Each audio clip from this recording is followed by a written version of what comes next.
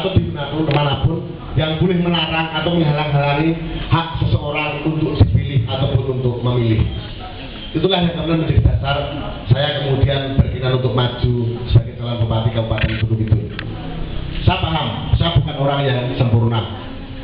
Mungkin Bapak Ibu semuanya sebagian besar sudah tahu sepak terjang saya selama ini, baik yang kontroversial, benar salah atau apapun. Saya yakin Bapak Ibu semuanya sudah bisa menilai.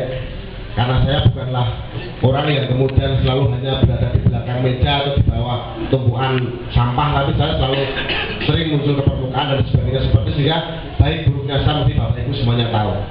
Tetapi saya yakin bahwa di balik ketidaksempurnaan saya adalah manusia yang diciptakan oleh Tuhan, itu makhluk yang sempurna dalam hal-hal yang tertentu. Sehingga saya kemudian memberanikan diri untuk maju seperti ini karena saya yakin bahwa Tuhan itu memberikan aura kebaikan kepada semua orang. Persoalan kemudian aura kebaikan itu akan dimunculkan, akan dilaksanakan atau tidak, itu menjadi tergantung kepada kita semuanya. Yang jelas, keinginan saya maju itu keinginan saya untuk berbakti, untuk melakukan sesuatu hal yang terbaik buat Kabupaten Gunung Kidul. Saya yakin masih banyak calon lain yang lebih baik daripada saya, yang lebih baik, yang lebih senior, yang lebih berpengalaman, yang lebih punya segala-galanya dibanding saya. Tetapi saya yakinlah bahwa untuk menjadi seorang pemimpin itu sebenarnya modal dasar utamanya ada 3 hal.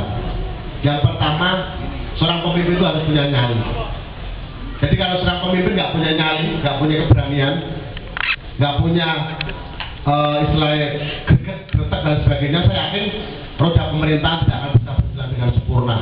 Karena dia tidak akan pernah bisa mengambil policy ataupun keputusan yang itu di saat yang wajar, biasa maupun di saat yang krusial. Jika nyali itu sangat dibutuhkan oleh seorang pemimpin. Yang kedua, saya pikir seorang pemimpin yang paling penting juga adalah masalah kemampuan. Kemampuan dan kecerdasan itu saya pikir sangat diperlukan, sangat dipentingkan.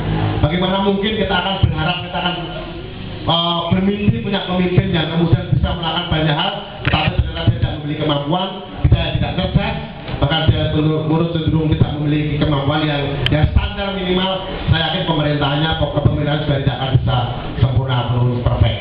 Yang ketiga, saya pikir semua pemimpin itu harus baik. Kalau pemimpin tidak baik, itu saya yakin persoalan kemudian masalah penegakan supremasi hukum, masalah menciptakan pemerintahan yang clean government, yang good government dan sebagainya, pasti secara otomatis akan tercipta. 3 unsur itu saya pikir. Persoalan bermasalah uang dan sebagainya, saya yakin itu adalah sarana fasilitas. Ibaratnya saya mau pergi ke Jogja, itu bisa jalan kaki zaman Mbah